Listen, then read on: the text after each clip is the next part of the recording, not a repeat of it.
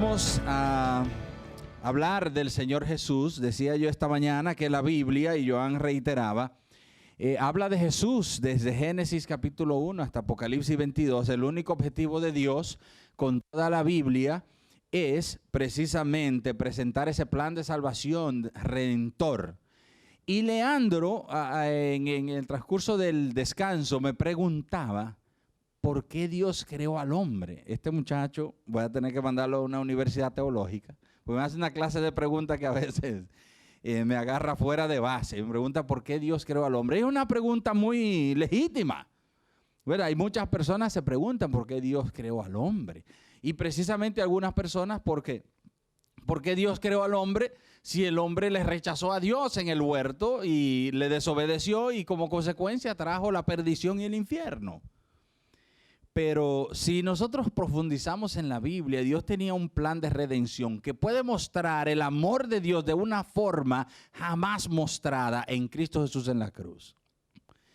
No se había mostrado el amor de Dios práctico, que Dios es capaz de humillarse hacia lo sumo para salvar a unos seres humanos que le han rechazado. ¿Quién tiene mayor amor que este? Dice Jesús, que uno dé la vida por sus amigos. Así que hoy vamos a hablar de Jesús, del plan redentor. ¿Por qué Jesús? Y como hemos titulado, es Dios mismo entre nosotros. Como introducción, hermanos, le vamos a decir que en la mente judía de aquellos tiempos nadie podía imaginarse que Dios, el Padre Creador Todopoderoso, pudiese habitar o hacerse un simple ser humano con todas las carencias que el cuerpo humano pueda experimentar. De hecho, el hecho de Jesús afirmar que era Dios fue lo que le costó la vida, porque era una blasfemia imperdonable, uno compararse con Dios. Y era imposible para ellos y probablemente también para nosotros, imposible considerar que la presencia física de Dios en un hombre tan humilde pudiese, por ejemplo, experimentar cosas como pasar hambre, cansancio. Usted imagina, ay, Dios, Jehová está cansado, no voy a orar para no despertarlo. Ustedes se imaginan Dios padeciendo sed, tristeza, soledad, cansancio, depresión, dolor. El mismo Jesús llorando. Era inconcebible para ellos, y si nosotros hubiésemos estado en esa época, posiblemente hubiera sido imposible. Gracias a Dios que estamos de este lado de la cruz, donde podemos ver la verdad y experimentar a Jesús. Juan nos da una espectacular descripción de lo que era en ese tiempo y lo que fue Jesús hecho carne en persona. Leamos el Evangelio según Juan en el capítulo 1. Nosotros sabemos, a partir del versículo 14, nosotros sabemos que Juan comienza en el principio era el verbo y el verbo era con Dios y el verbo era Dios. Todo ese Evangelio de Juan presentando a Cristo como Dios. En el versículo 14 dice el apóstol Juan, y aquel verbo fue hecho carne físicamente y habitó entre nosotros y vimos su gloria como la del unigénito del Padre, lleno de gracia y de verdad. Y Juan, después de ver a Jesús hacer milagros que nadie podía imitar, tener control sobre las enfermedades, sobre la vida, sobre la muerte, ver su gloria en el resplandor de su gloria en el monte de la transfiguración, ver a Jesús desafiar la naturaleza y la gravedad al caminar sobre las aguas, y ver a Jesús subir de la tumba, ver a Jesús ascender al cielo, teniendo control sobre la vida y la muerte, Juan solo puede describir esa experiencia como vimos su gloria, gloria como del unigénito del Padre, lleno de gracia y de verdad. Y Jesús es Dios entre nosotros porque Jesús es el único que vino del cielo, el que conoce el cielo, el que ha estado en el cielo. Y vamos a ver algunos aspectos de la vida y poder y ministerio de Jesús, porque Él y por qué Él es Dios entre nosotros. Y para eso vamos a recordarle más adelante en el Evangelio de Juan, en el capítulo 14, que en una ocasión, cuando Jesús anunciaba que el tiempo de su muerte había llegado y le había, justo después que Pedro le había dicho a Jesús, yo no te voy a negar. Y Jesús le dijo, no, antes que el gallo cante me negará 3 veces. Jesús le está tratando de dar consuelo a sus discípulos porque hay tristeza, hay angustia. ¿Cómo puede ser? Incluso que jamás te acontezca esto, Señor, decía Pedro. Quítate de mí, Satanás, porque era inconcebible que ahora que tenemos al Redentor, al Salvador, ¿cómo es posible que vaya a una cruz y muera? Los apóstoles no entendían el propósito y el plan redentor de Dios en Jesús. Así que Jesús tiene unas palabras de consuelo para sus discípulos que estaban en una angustia, y Jesús viene y le hace unas promesas a ellos que solamente Dios puede hacer. Y nadie más puede hacer unas promesas así, aunque las haga, no puede llevarlas a cabo y hacerlas cumplir. Juan capítulo 14, a partir del versículo 1, en el capítulo 14, a partir del versículo 1 hacia el 3, dice: no se turbe vuestro corazón. Esto es, no permita que su corazón se tambalee de preocupación y miedo. Creéis en Dios, creed también en mí. En la casa de mi Padre muchas moradas hay. Si así no fuera, yo os lo hubiera dicho. Voy pues a preparar lugar para vosotros. Y si me fuere y os prepararé el lugar, vendré otra vez y os tomaré a mí mismo, para que donde yo estoy, vosotros también estéis. Fíjense, no se angustien, confíen en Dios y confíen también en mí. Mientras los discípulos se angustiaban, Jesús les dice con su tierna voz de Padre Consolador: no se turbe, no se conmueva, no se agite vuestro corazón, porque pueden tener la total confianza que yo, Dios aquí presente entre ustedes, soy digno de confianza. Y con esta frase no solo está Jesús afirmando que se puede confiar tanto en el Padre como en Él, como en el Hijo, sino que está diciendo que ambos, el Padre y el Hijo, son uno mismo. En el hogar de mi Padre, esto es el cielo, hay muchas moradas, hay espacio, hay habitaciones, hay lugar para todo el que quiera entrar. Imagínense que el cielo es ilimitado. Voy a prepararles un lugar personalizado para cada uno de ustedes, una mansión de morada donde hay paz, donde hay abundancia, donde hay satisfacción, donde hay armonía, donde hay amor. Es un lugar donde nadie puede tener un rincón de su corazón insatisfecho, donde nadie puede carecer absolutamente de nada. Nadie puede aburrirse, cansarse, padecer hambre, nadie puede estar descontento con absolutamente nada en el cielo. Dice Jesús que si yo me voy y preparo este lugar, yo volveré otra vez a llevarlos conmigo.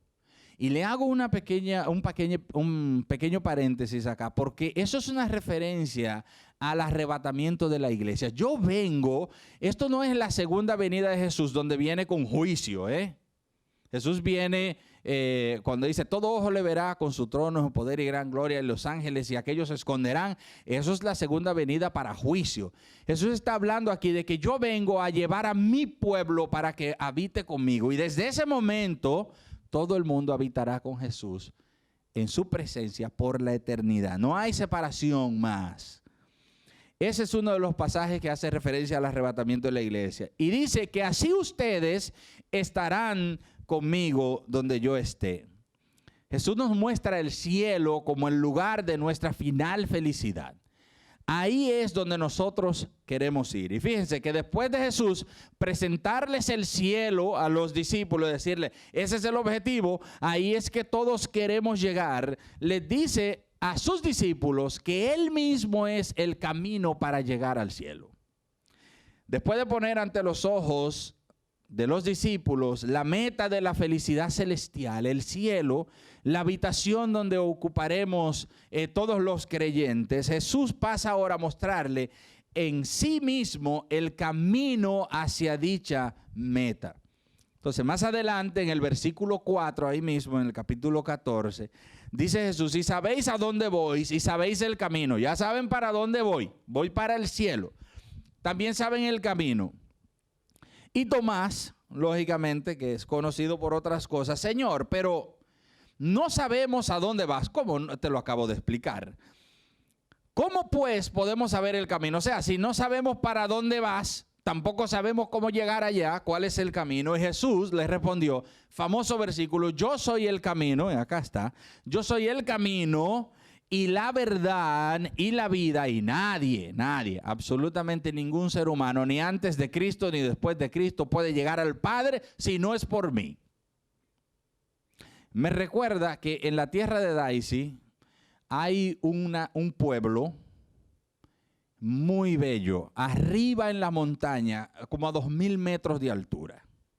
Hay una sola vía para subir, porque cuando usted sube y es a través de curvas y montañas, una hora, es espantoso subir. Allá arriba es una plataforma bella, le dicen la Mesa de los Santos. Pero cuando usted sube, no hay forma de salir si no es por ese camino, ni de subir ni de bajar, porque todo alrededor es un cañón. Es uno de los cañones más grandes del continente. De hecho, es Sudamérica. Es un cañón por los lados. Entonces, si el camino se dañó, usted se queda a vivir ahí, porque son 2000 metros en picada que usted no va a bajar por una roca de esa. Entonces, hay un solo camino, me recuerda, porque Jesús es ese solo camino hacia Dios. No hay otro camino. Y Tomás, obviamente por ignorancia, le hace esta pregunta a Jesús. Y Dios ha puesto esta pregunta en la Biblia, fíjense, para que no existan ignorantes ni ingenuos, que un día se presenten ante Dios y dicen, Señor, yo no sabía el camino, yo no sabía cómo llegar. Decía Adrian Rogers en una de esas prédicas que muchas excusas se presentarán ante Dios. Algunos dirán, bueno, yo no sabía a qué iglesia ir. Entonces Dios le dirá, es que yo no te dije que creas en ninguna iglesia, yo te dije creen en el Señor Jesucristo y serás salvo. Pero es que el pastor no me caía bien. Pues yo no te dije que creyera en el pastor, yo te dije cree en el Señor Jesucristo. Es que yo estaba confundido y yo dije, Él es el camino y la verdad y la vida. No hay excusa. Todo aquel que no trate de llegar a Dios por medio de Jesús terminará perdido. Jesús le dice, ¿saben dónde voy y saben cuál es el camino? En el versículo 5, creéis en Dios, el cual es la meta, el objetivo, llegar a vivir, habitar con el Padre, y creed también en mí, que soy el camino para llegar allá. Y con eso Jesús le explicó a Tomás su confusión. Fíjense, el apóstol Pedro ante el concilio en Hechos capítulo 4, versículo 12, da esta maravillosa presentación de Jesús. Dice que en ningún otro hay salvación, porque no hay otro nombre bajo el cielo dado a los hombres en el cual podamos ser salvos. No hay otra opción. El ser humano no tiene opciones. Bueno, sí tiene dos opciones. O cree en Jesús o rechaza a Jesús. Pero de ahí no hay otras opciones. Y es que el hombre ha tratado de llegar a Dios por sus propios medios, por sus propios caminos, con sus propias formas. Y he escuchado personas que dicen, ve, que el Dios que yo creo no es así. Claro, porque tú has reducido a Dios a como te conviene. Incluso muchas personas han afirmado que no existe el infierno porque Dios es un Dios de amor, que no podría jamás tomar una de sus criaturas y lanzarla al infierno. Pero entonces se centran tanto en el amor de Dios, el cual es cierto, Dios es amor, pero se olvidan que Dios es santo y no puede pasar por alto el pecado sin condenarlo. Y entonces una persona que no trate de llegar al cielo por el camino que es Jesús, va a tratar por llegar por sus propios medios y va a tener que pagar por sus propios pecados en el infierno. El hombre quiere llegar a Dios por sus propias condiciones y por su propia manera. Incluso hay personas que creen que si creen en Jesús le están haciendo un favor a Dios. Y Dios verdaderamente nos ha hecho un gran favor a nosotros al clavar a su Hijo en la cruz por nuestros pecados. Cristo es la verdad, como dijo él mismo, no es una verdad cualquiera, científica, religiosa, filosófica, como la quieran poner, sino que es la única verdad consistente y total. Él es el alfa y la omega, Él es de la A a la Z, el principio y el final, la enciclopedia total de Dios es Jesús. Y es la vida que no es una vida cualquiera, como la vida efímera o biológica que conocemos, la forma externa, material de vivir, junto con todos los beneficios que pueda traer. Tampoco es la vida temporal, la psíquica, la psicológica, sino que Jesús es la vida eterna, la vida unida con Dios. Y aún ante esta confusión que siguen los discípulos, después de Jesús decirle, mira, Dios es el objetivo, el cielo es la meta, yo soy el camino para llegar ahí, yo soy Dios, estoy frente a ustedes. Los discípulos siguen confusos y continúan con las preguntas y el interrogatorio, y obviamente por ignorancia. Ellos no habían completamente comprendido la magnitud de lo que Jesús le estaba presentando. Así que primero Tomás comienza con el interrogatorio y le dice, Señor, no sabemos a dónde vas, así que no podemos conocer el camino. Jesús le dice, la meta es Dios, yo soy el camino a Dios. Y entonces le contesta en el versículo 7, si me conocieseis, también a mi Padre conoceríais, y desde ahora le conocéis y le habéis visto. Aquí está Dios el Padre frente a ustedes. Y ante esto, hermanos, Felipe interrumpe con este interrogatorio en el versículo 8. Señor, muéstranos al Padre y nos basta. Tómate un selfie con Dios, muéstranos y ya. Ya nos dejamos de preguntar porque ya creemos y ya confiamos y ya podemos ver la gran verdad. Jesús le dijo, tanto tiempo hace que estoy con vosotros y no me has conocido, Felipe.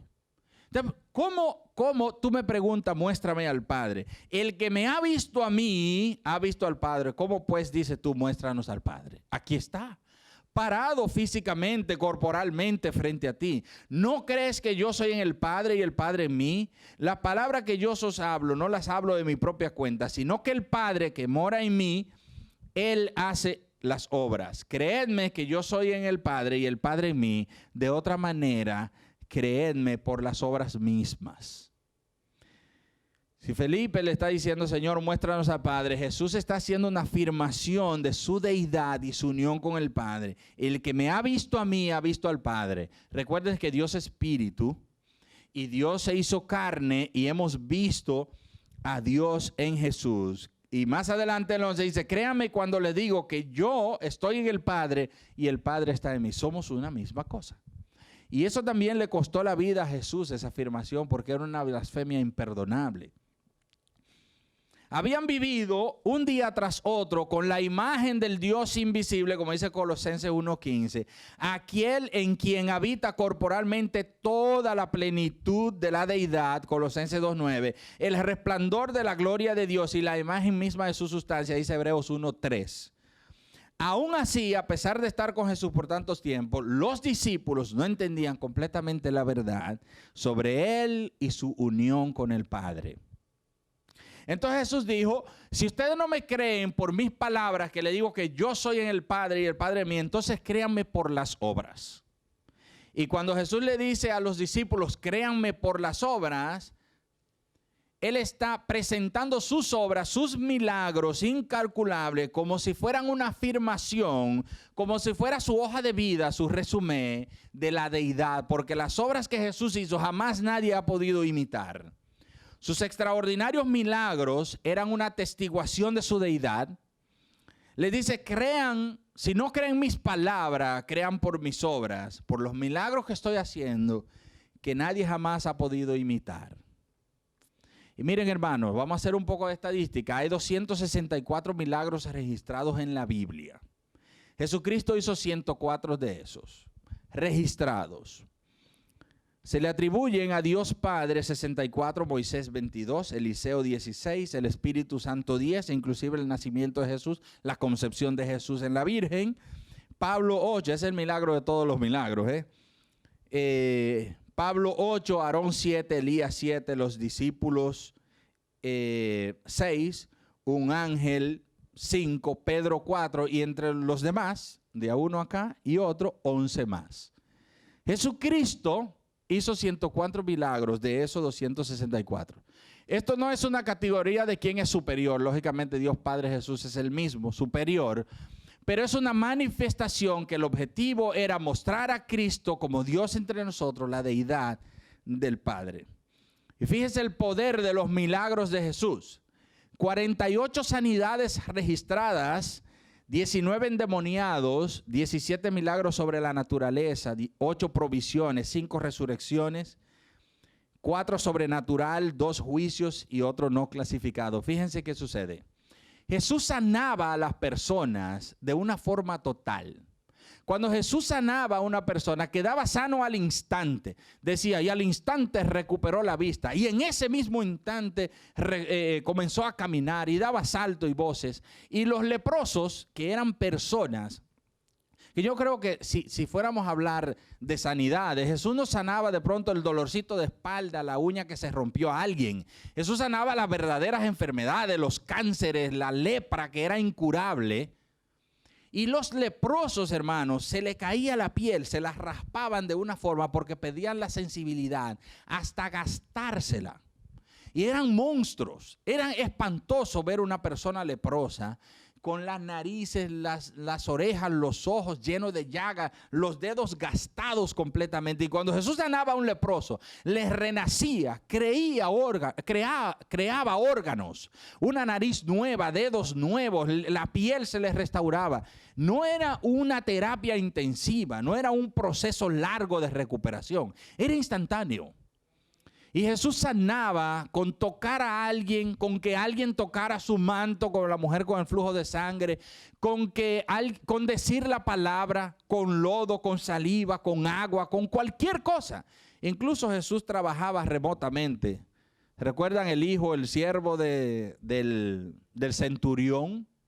Remotamente. Ve y como has creído te fue hecho remotamente. Jesús, por ser omnipresente, omnipotente, Dios mismo podía hacer todos los milagros que jamás ningún ser humano ha podido imitar. Jesús tenía poder sobre la vida y sobre la muerte, una higuera que secó porque la maldijo. Jesús resucitó de entre los muertos, resucitaba personas. Lo podía tomar de la mano, podía decir las palabras como Lázaro, sal fuera. ¿Quién puede intentar eso? Solo Dios. ¿Quién tiene poder para dar vida a un cadáver putrefacto? Solo Dios. Jesús tenía poder sobre lo natural, sobre lo sobrenatural, porque es creador del universo y Él sabe y entiende cómo controlar todas esas cosas. Los mismos discípulos se sorprendían y decían, ¿quién es este que aún los vientos le obedecen? Jesús lo hubieran contratado en la Florida para que atajara huracanes ahí. Imagínense, toda la naturaleza estaba sujeta bajo el poder de la palabra de Jesús, porque Él es Dios entre nosotros. Y fíjense que Jesús, con todo ese poder, dice el apóstol Juan más adelante en el versículo 23, Jesús recorría toda Galilea, enseñando en las sinagogas, anunciando las buenas nuevas del reino y sanando toda enfermedad y dolencia entre la gente. No eran algunas, no eran las fáciles, eran las enfermedades de verdad que Jesús sanaba. Y si nosotros registramos 104 milagros de Jesús, entre los cuales hay 64 sanidades sobre enfermedades, no es que solamente eso. Esas son personalizadas que Jesús realizaba. Y fíjese que Juan dice que pasaba por toda Galilea y con la fama que tenía le traían todo tipo de enfermos, en masas, en multitudes, y los sanaba a todos. Y Juan concluye su evangelio en el capítulo 21, versículo 25 de esta forma. Y hay también otras muchas cosas que hizo Jesús, las cuales si se escribieran una por una, pensaba Juan, ni aún en el mundo cabrían los libros que se habrían de escribir. Y concluye el evangelio, amén. Era imposible escribir la multitud de milagros que Jesús hacía. Jesús demostró su poder sobre las enfermedades, sobre la naturaleza, sobre Satanás y su demonio. Cuando Él hablaba, tenían que salir, le rogaban como el demoniado de Gadareno, permítenos ir a esos cerdos. Porque Él es poderoso y es Dios sobre lo natural, sobre lo superficial, sobre donde estamos, sobre la vida, sobre la muerte y sobre lo espiritual también. Pues los demonios y Satanás se tienen que someter a Él. Ningún otro hombre, antes ni después, ha podido imitar a Jesús, porque Él es el único Dios omnipotente, omnipresente, creador, que no puede ser imitado. Déjeme decirle que Buda nunca ha podido, primeramente, ni dar su vida por la multitud de seguidores que tiene. Mahoma no era hombre de milagro. De hecho, Mahoma, el profeta de los musulmanes, vino 500 años después de Jesús. No murió por sus seguidores. No le puede garantizar la vida eterna a nadie. Jesús es el único que pagó por los pecados de su pueblo, el único que puede dar vida eterna, el único que resucitaba a los muertos. Ningún Dios, ni Ganesh, ni Shiva, ni nadie. Y de hecho, en unos debates decían que los evangélicos eran un poco arrogantes, o los cristianos, para ser más específico, porque no daban ninguna otra opción de salvación. Arrogantes, Jesús y más nada, fuera de él todo el mundo se pierde. Pero es la verdad, hermano, Jesús es el único camino, la única verdad, el único Dios.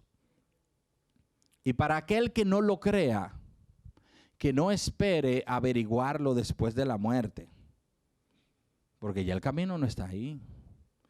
Para aquellos que no creen en el infierno, en la condenación, o que no creen ni siquiera en Dios, en la existencia de la deidad de Dios en Cristo, que no esperen a morirse para averiguarlo, porque lo van a saber, lo van a confirmar, pero de una mala forma, y no van a poder resolver eso. Jesús, el Verbo de Dios encarnado, que vino al mundo para pagar por los pecados de los pecadores, es Dios entre nosotros. El único Dios entre los miles de dioses, porque hay más de 2000 religiones registradas, el único Dios entre todos, Dios de dioses, que fue capaz de humillarse hasta lo sumo, ser clavado en una cruz, pagar por los pecados. Ese Dios, que más adelante dice en la voz del apóstol Pablo, que aquel que confiesa con su boca que Jesús es el Señor y cree en su corazón que Dios le levantó de los muertos, ¿qué le pasa? Será salvo. Aquel que ha hecho eso, que viva como Cristo y que viva para Cristo. Y aquel que no lo ha hecho, que escoja el camino de la salvación para que pueda disfrutar del cielo, el objetivo final que Dios ha preparado para nosotros.